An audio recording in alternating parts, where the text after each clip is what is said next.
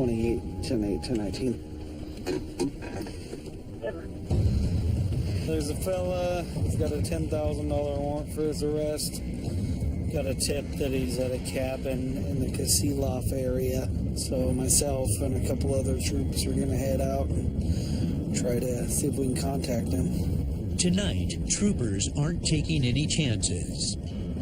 The tip was have somebody in the back because he'll try to jump out, and he's known to have razors on him. We'll approach the cabin. We want a couple people at the front door and one on the back to stop him if he does try to flee. A quarter-mile from the cabin, Trooper Simmons meets up with Troopers Jason Bohawk and Matt Ezel to get the full story on the suspect. What's the warrant for? 10,000, but what's the underlying charge? Robbery 1, theft 2, criminal mischief 3, and assault 4. All right, so yeah, we'll just park down the road and black out and creep it. All right, I'll follow you in.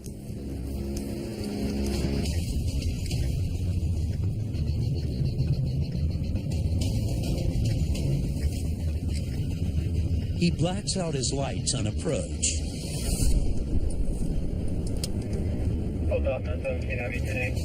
With miles of dark woods surrounding the house, troopers want to get the jump on their suspect.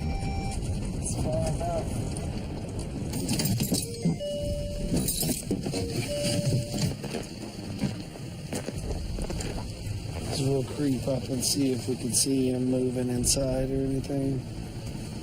Okay. But just as they prepare to approach the house, you can see lights. A vehicle comes barreling down the road. State troopers! Tell them to turn it off. Turn the car off! Turn the vehicle off! NCSU 21, 729.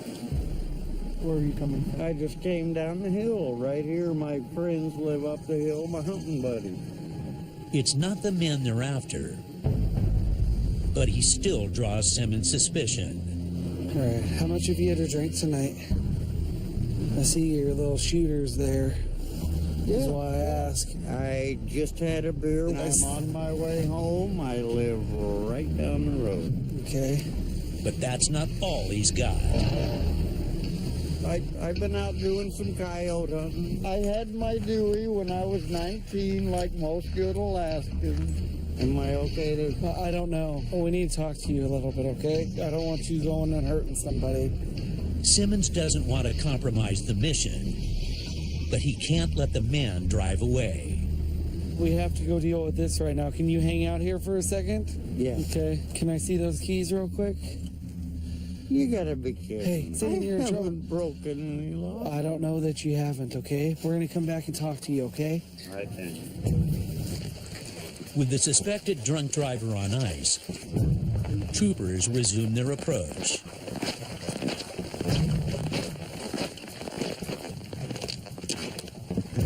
Slow down. The fence up there on the left. They're not going to be able to see out with the lights on inside, but we should be able to see everything. Okay, so we'll creep around the back. Simmons covers the rear in case the man tries to bolt. 8-10-4. Troopers Bohawk and Ezel approach the front door.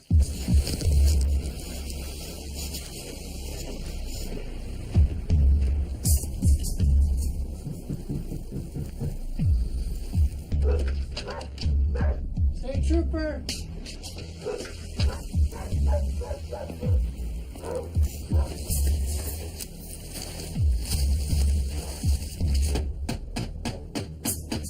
State trooper!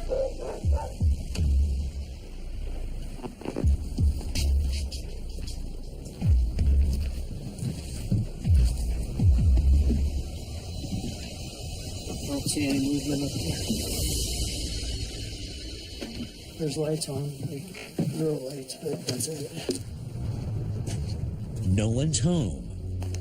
So troopers head back to deal with the suspected drunk driver. Can you just step out here and talk to me real quick? So when's the last time you drank? I just had a beer with my buddy up the hill here. Okay, and who's that? Who's all there right now? Just And who else? no one else, sir. Okay. Have you had any of that stuff since driving tonight? No, sir. No? You can see. Oh, that looks really great. That's what I noticed earlier, and that's what brings us to this conversation. Can okay? I tell you? On a scale of 0 to 10, where do you think you're at? 10 being falling down drunk, 0 being sober. Oh, give me a 1. So in the last 24 hours, how much have you had to drink? Well, I don't think that much matters. Well, let's step right up here in front of the truck, okay? Simmons finds an open spot of road Raise that foot 6 to 8 inches off the ground. and administers a field sobriety test. 1,005, 1,006, 1,007. It's kind of slippery here. Okay, this is the next test we have. Take your breath and blow. Blow. You don't play games here, guy. Just take your breath and blow.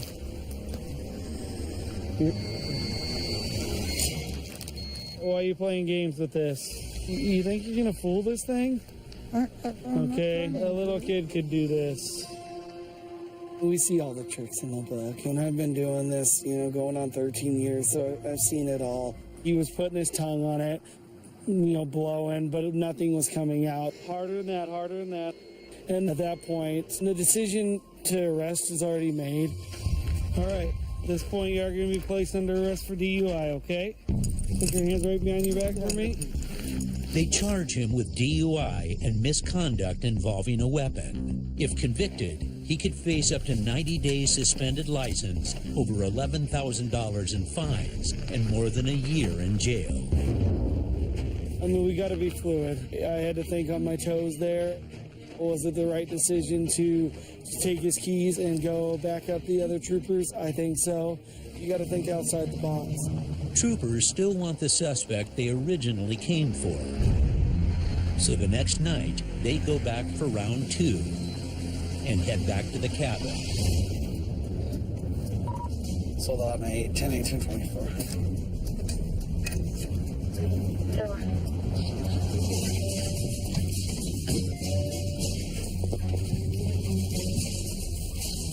This time, someone's home. See movement over there.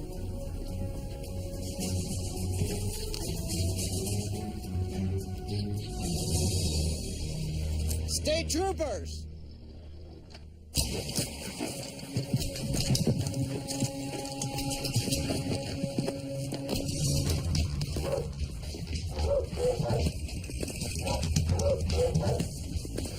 Open the door. State troopers!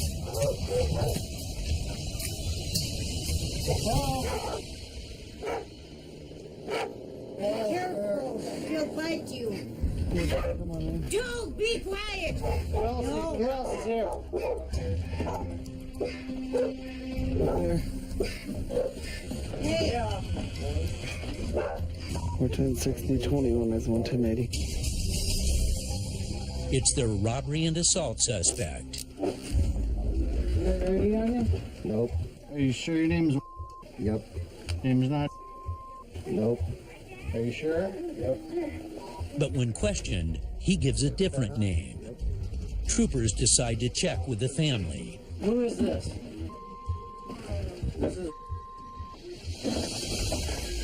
No go. Hey, let's step outside real quick. But Simmons isn't buying it. All right, here's the deal, okay? We already have your picture, all right? If they're saying you're somebody else and you're not, then they're going to go to jail too, okay? We don't want to get anybody else in trouble here. All right, so do you want to keep them from getting in trouble? They ain't gonna get in no trouble. Well, it's hindering prosecution. If you have a warrant and they lie to us about who you are, then they get in trouble. We don't want to play dumb here, you know what I'm saying, man? I got nothing to say. Okay. When, he shut down, it pretty much, okay, now we know who we got. Because if I'm really and you're saying and you're taking me to jail, I'm going to fight. And then the family backed it up. He was lying to us. You're going to be booked in on the warrants and the false information, okay? Yeah. Please. Right there. Is there already first one going through before we go, please? No. They arrest the man on $11,000 worth of outstanding warrants and also charge him with giving false information to police. Why'd you lie to me in there? I got nothing to say. If convicted, he faces a maximum of $330,000 in additional fines and up to 30 years in prison.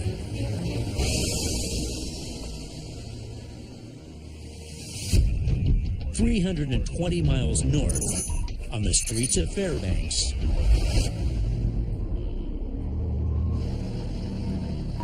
Fairbanks 2033. I'm going to divert back to the Parks Highway.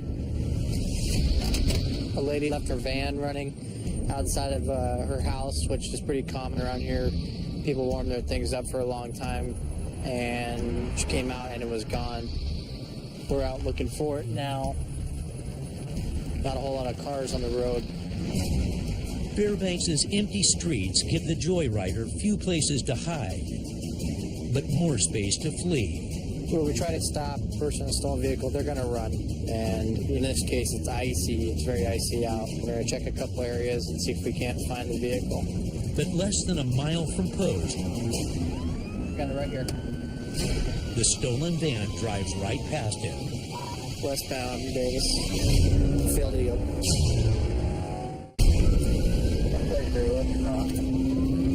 Hill Street. Failed to yield. Trooper Keenan Mulvaney is racing after an alleged stolen vehicle. Speeds are 40 westbound approaching Alston. Copy, 4 miles now. T-42 is on Mitchell approaching. Okay. I think he's looking for spot and bail. We're approaching Davis.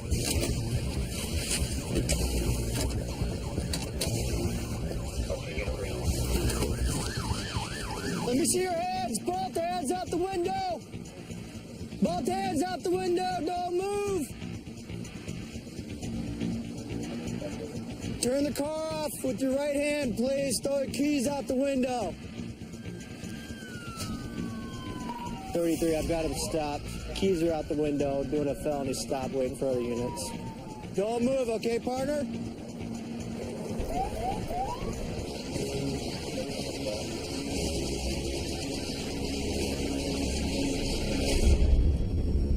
All right, I'm gonna give him commands. Take him into custody, okay? Driver, when I tell you to open the door with your right hand and step out, do not face me. Do it now. Open the door and step out. Do it now. Step out of the vehicle. Don't face me. Stop.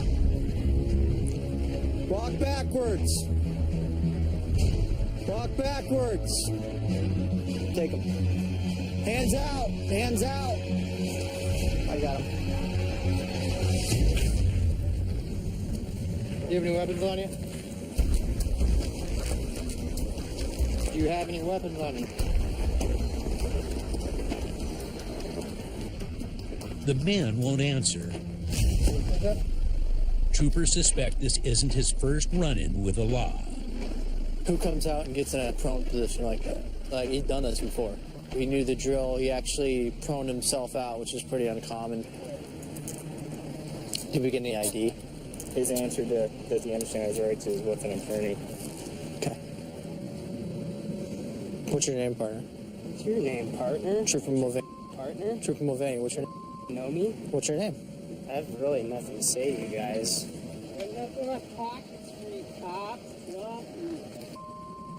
Not sure if he's on drugs. He's kind of acting weird, not talking or listing him as John Doe until somebody can recognize him or he identifies himself.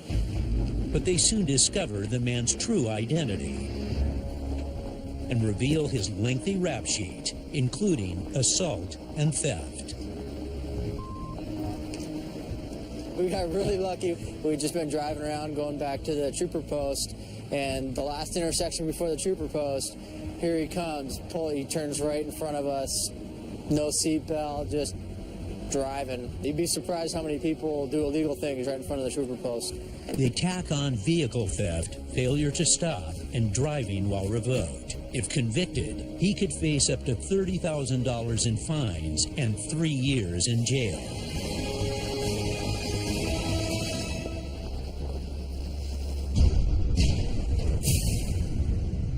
Outside the city limits, near the small town of Nenana,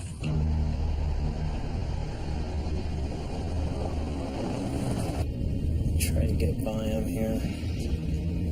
Trooper Chris Bitts fights rush hour traffic on the busy Parks Highway. These things will jump right out in the road in front of you. They don't have much common sense.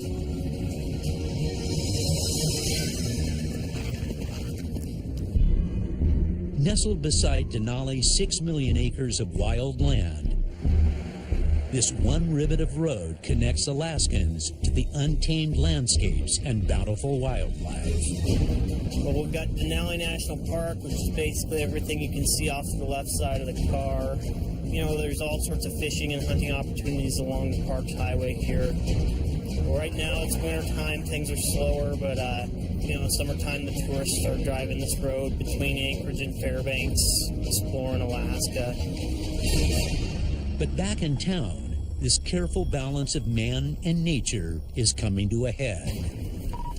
5430. Roll passing troopers behind ready frame in regards to a link that his ship killed a dog. 10-4, is he behind the A-frame currently? Negative, he is en route. 10-4, I'll head over that way as well. Okay, we just got a report that a lynx killed a dog over here behind the gas station. That is a first. It's probably a desperate animal that's willing to do whatever it needs to do to get food. A skilled hunter, these 40-plus pound cats make use of hearing and eyesight so strong they can detect a mouse at 250 feet away. Lynx are generally a solitary animal. They live back in the willows and hunt bunnies. However, the snowshoe hare population this year is bottomed out. There's very few around, so they're hungry. Hungry and dangerous. You know, this is right in the middle of town. We got little kids that run around and play back here. So an animal that's this brave, they'll take advantage of whatever they can. Fairbanks 64, I'm 1023 behind the A-frame. 640 is no real data that the fire chief is also on the A-frame. 10-4.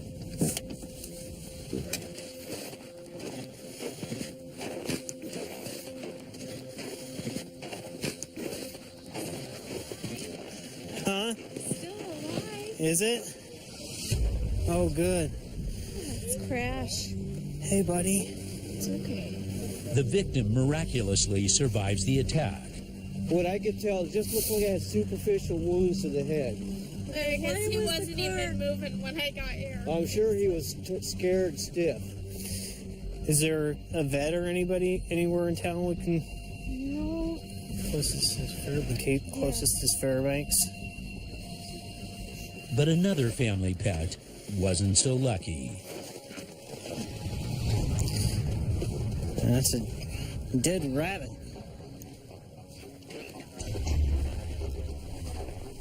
Yeah, it's definitely a domesticated rabbit of some sort. But no sign of the lynx. How you doing? Chris Bitts, nice to meet you. Local volunteer fire chief Joseph Furness was first on scene.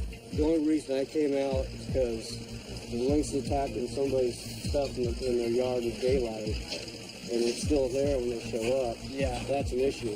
No, I agree with you 100%. sounded like it wasn't wanting to run away from people, so it's definitely a safety hazard. So Bitts and Chief Furness take off to hunt down the hostile cat. The lynx happened to be right in the middle of the village of Nenana. Children use that trail to go to and from school. In a community like this, you got to think about the safety of people, especially the children. A lynx that size is fully capable of taking down a small child. They're a predator.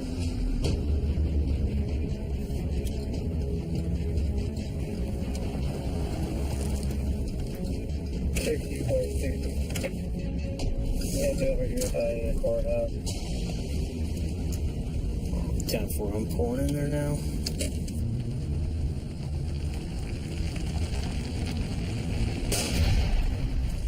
Gunshots.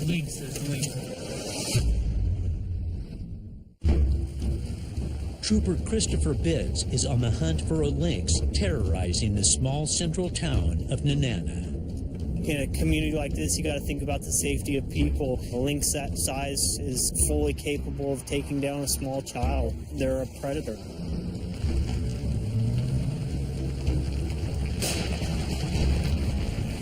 Gunshots. Lynx out here, dude. Where?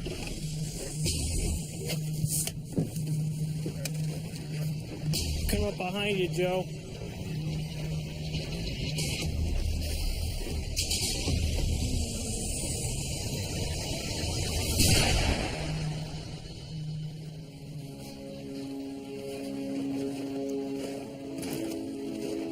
And that's weird. Really weird for a lynx. They're usually really timid. Yeah, I didn't even make any attempt to flee. I pulled my first shot low just to make it go away. And it just looked at me. And it stood up and started walking towards me. And that's when Officer Harvey was like, "This thing's to attack you." I said, "All right, well,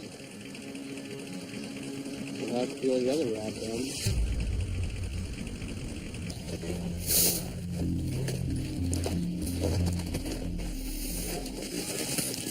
Okay. So here's its dew claw right there. They'll use that for tripping up bunnies or animals or attacking. And its other claws, you can see, I mean, they're formidable. It's certainly not a huge animal by Alaska standards, but it certainly can be a dangerous animal. A lynx this size is probably capable of taking down a small caribou. I've actually seen photos of where it's happened. I've heard stories of them actually stalking people, trappers. I haven't seen it personally, but I've heard those stories. So people and animals cross and they're not willing to give up. It's unfortunate, but it does have to happen occasionally. But this lynx won't go to waste. They hand it over to Village Public Safety Officer Wheel, who will salvage the hide for his family. Thanks for coming out, Joe. No problem.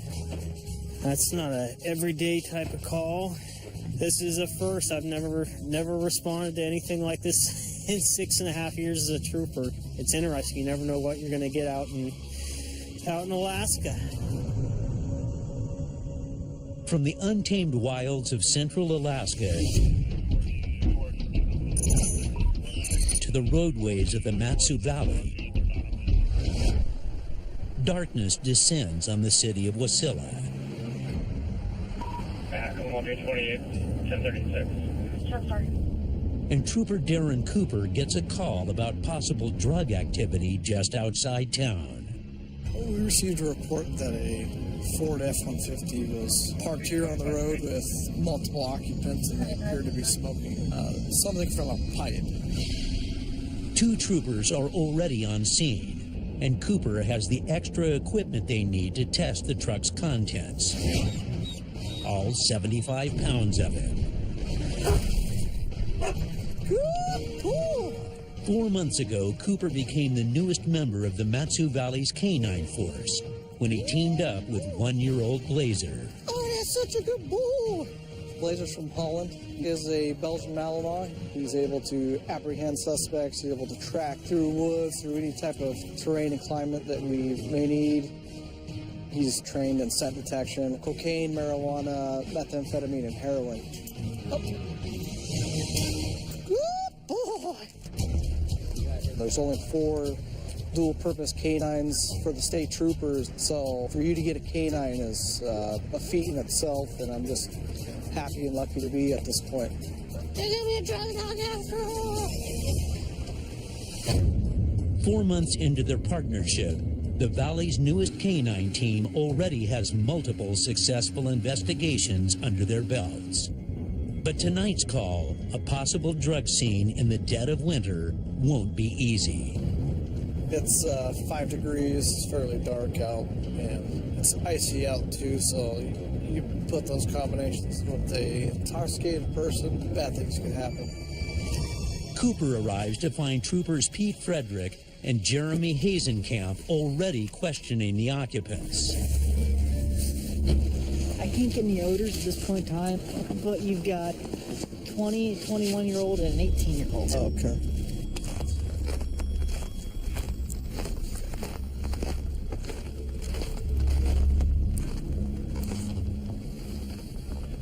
Who's that? Cooper immediately recognizes the driver, Mr. a suspect from a very recent stop. I need to talk to you about your vehicle that I impounded the other day. Hang tight right here. So, remember the vehicle? He was the driver of the. I just found heroin in the vehicle this morning when I served the search warrant. It was in the steering wheel. Remember the vehicle? He was the driver of the. I just found heroin in the vehicle this morning when I served the search warrant. It was in the steering wheel. You want to hop out real quick and talk to me right in the back of the car? I served a search warrant this morning on the vehicle. I think you know what was in the vehicle, and we have to deal with it. But the man's warrant hasn't been issued yet, so Cooper can't arrest him. I'll get a hold of you. Is your number still good? Yeah. Okay. Is there anything in the vehicle tonight that we need to be concerned about? No. Okay. Whose vehicle is this? Do you believe in... Why are you driving? I have a driver's license. He has a suspended license. Which one is... The one that's like blinded. Okay. Hang tight right here. Can I talk to you for a few minutes? Is this your vehicle? Yeah, it's maybe. I just got it. Where are you guys coming from? I don't know. I was kind of like sleeping. You were sleeping? Yeah. Why are you sleeping? Because I was exhausted. You use drugs at all? No. Have you ever used drugs? No. You've never smoked marijuana? Oh yeah, marijuana, of course. Yeah. Oh, I just asked you about drugs and you're... Well, I have responsibilities that I take care of on a daily basis. Who are all these people? How do you know them? And how well do you know them? He's a known drug user. Just met him. That's a little weird, don't you think? To let some guy that you don't know drive your truck? Do you mind if we take a look inside the vehicle, see if there's anything in there that shouldn't be? I need to talk to them and see if they have anything. We could have them step out of the vehicle. Yeah, no, I'm not going to do that. Okay. Back in 1B18, I'll be out the canine stuff.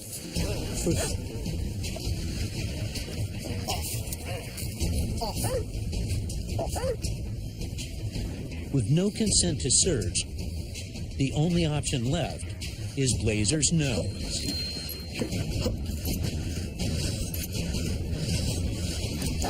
And Blazer almost immediately signals for drugs. So there's a positive indication on the vehicle. I got a weed pipe in the car. You got a weed pipe in the car? Okay. But if I let you guys search the car... We're already beyond that, because you've already said no, and so from here we can't reverse course. You've already... It's not my problem to deal with. I don't understand. Well, it is your problem, because it's your vehicle. I was just trying to save my ass. All right. Well, unfortunately, you have some folks in, like the driver.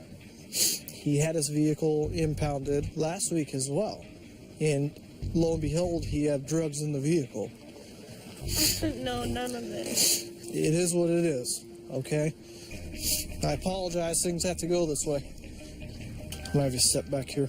Troopers remove all the occupants and seize the vehicle pending a search warrant. You guys are actually free to leave. Can I grab a different jacket out of the cart? Can I look through that jacket? Okay. I'll grab it. I'll grab it. I will grab the jacket. Can I get my purse? No, you can't have anything like that. Troopers give them all their cold weather gear. Sure, a kilo of Coke's not going to fall out of the blanket. And send them to a nearby gas station to wait for rides home. You going to start walking to the Tesoro? Yeah, just a second. You have the only blanket. Troopers impound the vehicle and will apply for a search warrant. Thanks to the K-9 unit, they'll be able to see this investigation through to the end. A lot of times we suspect, but we can't go to that next step to get inside the vehicle for whatever reason. But having a K-9 just out here on patrol with us, he solidifies a lot of investigations for us. Sometimes they're going to play the gamble. That doesn't deter us from getting the job done at the end of the day. The next day, the warrant comes in for the driver's arrest on the previous stop, and troopers charge him with misconduct involving a controlled substance in the 6th degree. In the last 10 days, this male has had 2 vehicles seized from him, and both vehicles, K-9 Blazer did a sniff on and indicated positively on those vehicles. That's not coincidence. It's a pattern of behavior there of controlled substance use. If convicted, he faces a maximum of $2,000 in fines and up to 90 days in jail. 230 miles north in Fairbanks. What are you doing, mister? Trooper Mike Munson is on patrol on the busy Parks Highway when he spots a dangerous situation on the side of the road. Fairbanks 35, yeah, with a man walking with a flashlight just north of First Badger on the ridge. Hey, partner, how's it going? Good. Hey, where are you heading to, buddy? Down. You gonna walk all the way to Fairbanks? I just called my buddy. He said he was drinking, so I was just like, all right, well, that sucks. Just gonna walk, huh? Just, hey. Okay. Hey, do you have your ID on you by chance? No, I don't, sir. No? Okay. What's your first name? Huh? What's your last name? 29 by name and date of birth. So is that what you're walking to, up on 17th? Yeah, that's where I'm going right now. That's a tough break, man. That's a long way to walk. Looks like 3 or 4 miles. Did before, it feels like 30 minutes. Yeah? Okay, well, you know.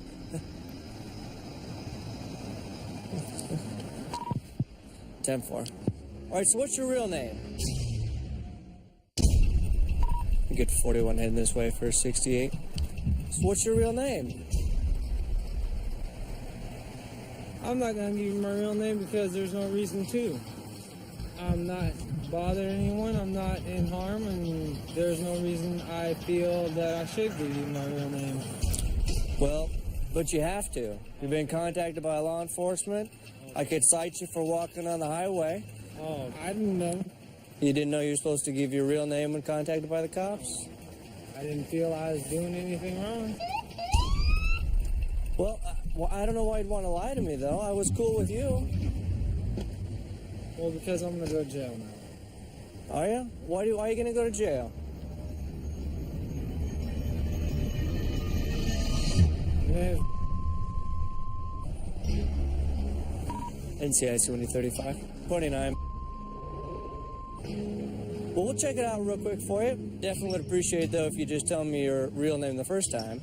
Yeah. Then we wouldn't have to, play games like that. Yeah, very true. 10-4. All right, partner. Go ahead and take one more drag and then try to put your hands behind your back for me, okay? Dispatch relays the man is wanted for violating his probation on an assault charge. No weapons on anything like that in there? With him, not only did he have a warrant, but he had some information from other law enforcement agencies and said he was hostile towards law enforcement. This actually really sucks, man. I want to run, but there's no way to run. The man could now face an additional charge for providing false information to troopers. It's definitely common. People that are wanted by law enforcement oftentimes give false names, hoping that we'll just take the simple information and press on.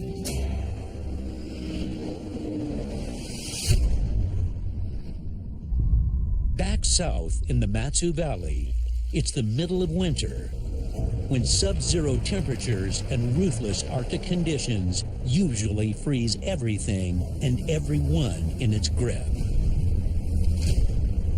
But this year, it's one of Alaska's warmest Januaries on record.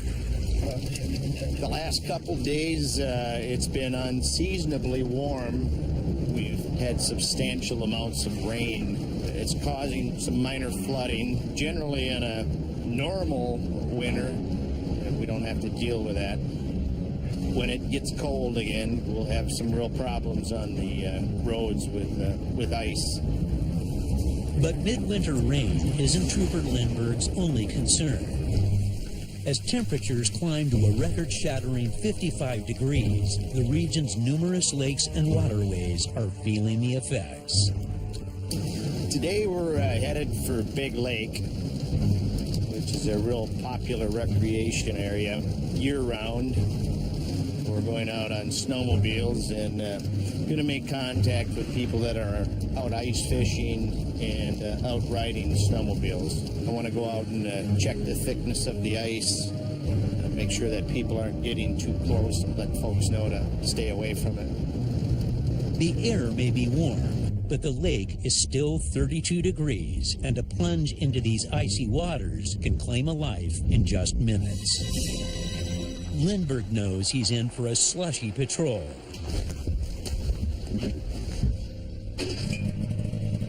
My main goal today is to check the condition of the ice and make sure that it's not getting dangerously thin.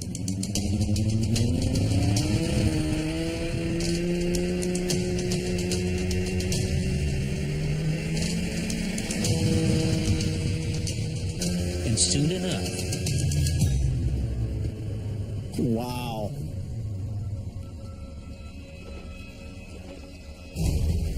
Yeah, this isn't good. We've got some real treacherous ice conditions here. The ice is all honeycombed. This has melted substantially. This channel here, it's a thoroughfare. It cuts between two lakes, and people are accustomed to doing it. The ice is paper thin. And the murky waters of this nearly 90-foot deep lake can quickly erase all evidence of man and machine. Sounds like I've got some snowmobiles coming now. I'll go over there and make sure that they don't run on this here. Hey, how you doing? I'm Trooper Lindbergh. How you doing, man? Good. In the 3 days I've been home, this is the second time I've had a run-in with the law. Wait a minute, this isn't a run-in, this is a good contact. Oh, absolutely. I thought you maybe were stopping us to let us know we couldn't go any farther because there's a lot of water. Well, in addition to that, I'm going to tell you before you take off, don't go past those stop signs because there is open water there. There's snowmobile tracks that lead right to there. Don't do it. So there are stop signs there that... You can go around it? Yes, yeah, go right up on the road there. Yeah, the road takes you right around there, so we don't want anybody dumping in.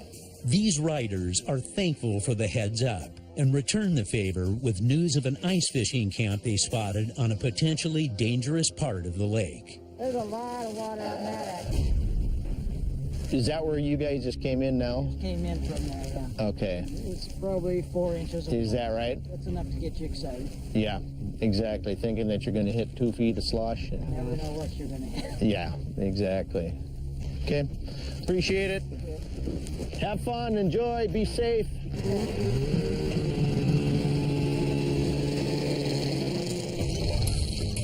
let's run down there.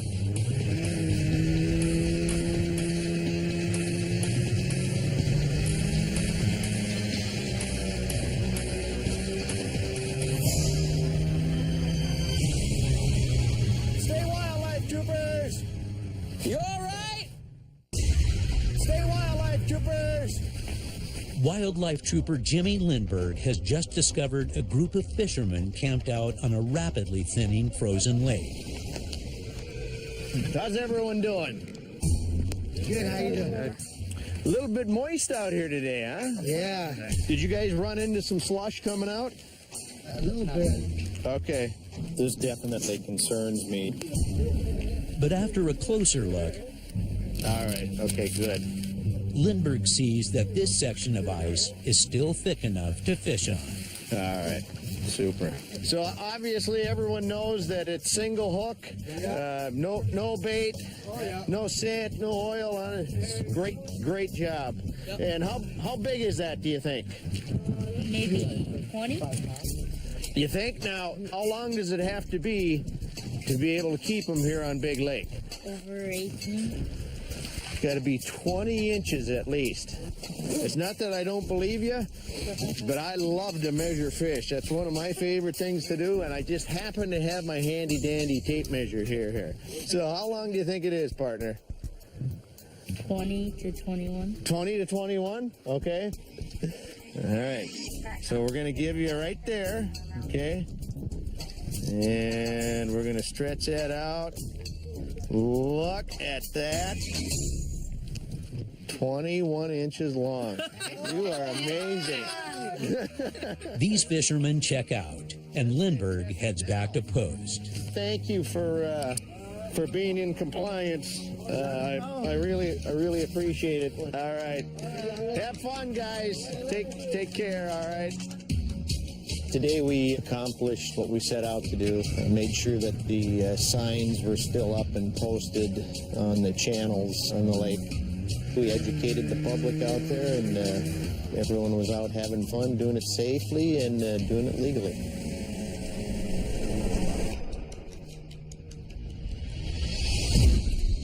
Back in Wasilla's city limits, it's after midnight and the streets are quiet when Trooper Darren Cooper spots a suspicious car pulling into a vacant parking lot.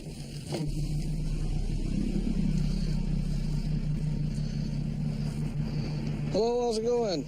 Alaska State Troopers, good. Where are you guys headed to? I'm about to drop them off. Why'd you guys pull in here? I accidentally went too far. I was going to turn back around. Well, you just pulled into a parking spot. Yeah, because you were behind me. I figured you were going to come talk to me. Oh, well, I wasn't behind you when you pulled in the parking spot. Why do all of you guys have blue paint on your hands? Because we had a spray can. Were you guys out tagging? No? I just find it odd that all of you guys have the blue paint. So what are you guys painting? Blue paint. Then how did you guys get the blue paint on your hand? Okay, what were you spray painting? Plywood. Plywood? Why were you spray painting plywood up there? So I could cut out a box for my subwoofer. You want me to believe that all 6 of you with 12 hands were working on a sub box that's maybe 3 feet by 2 feet long and wide? Well, one at the same time.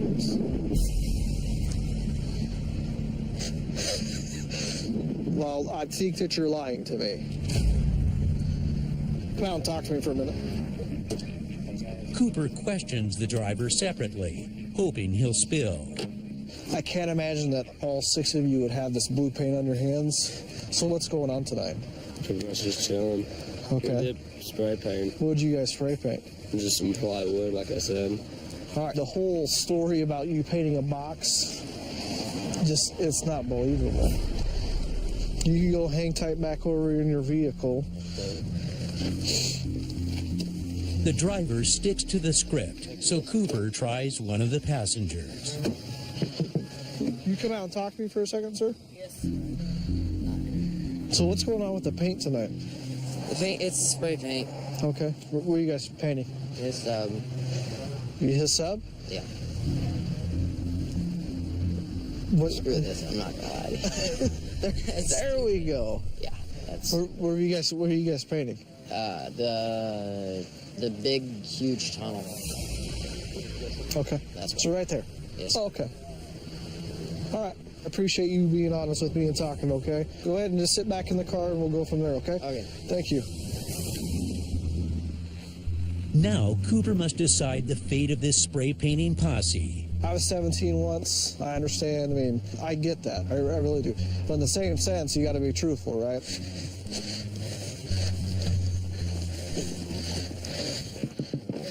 Just want to talk to you just for a second. All right, here's the one time that I could work with you guys, and this is the only time that I could work with you guys, okay? How much did you guys pay? I only painted one thing. I just painted an S. Okay. All right. Does it feel better to tell the truth? Yeah. Yeah. I mean, like, I'm not here to jam you guys up and all that. Yes, sir. All right. So you guys are going to be free to leave here tonight, okay? But if for some odd reason they say you guys just created $5,000 worth of damage, then you guys are going to be stuck for paying the bill and or cleaning up the mess, okay? Thank you. All right. Thanks, gentlemen. Yeah, you too.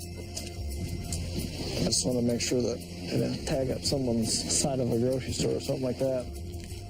These guys are obviously a little bit nervous that I was asking them questions about the paint. Basically explain, hey, this isn't the biggest deal in the world. However, it behooves you to be honest with us so it doesn't turn into something more than what it really needs to be turned into. And hopefully by that contact ending on a positive note, we'll have a different beginning on the next contact if there is another contact.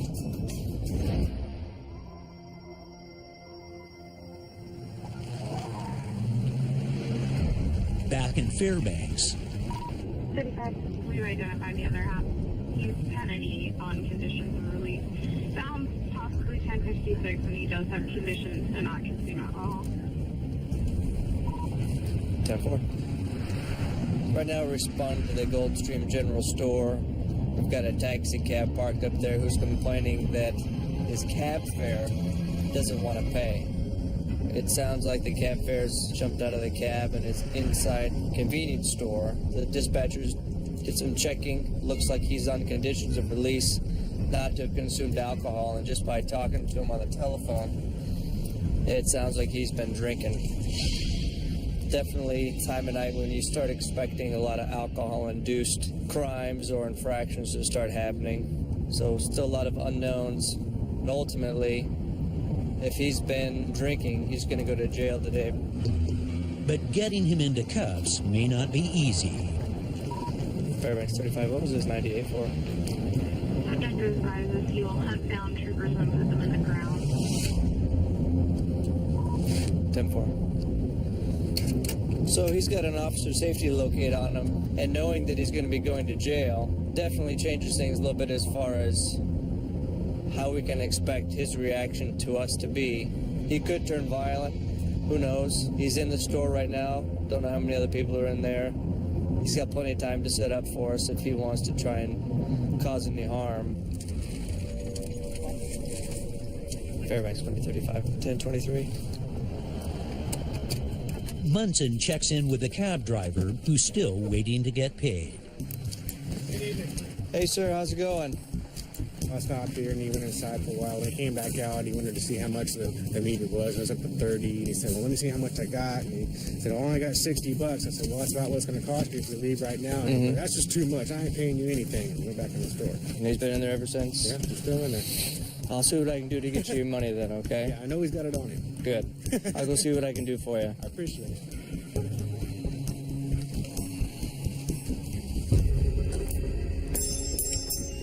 Hey, who invited him?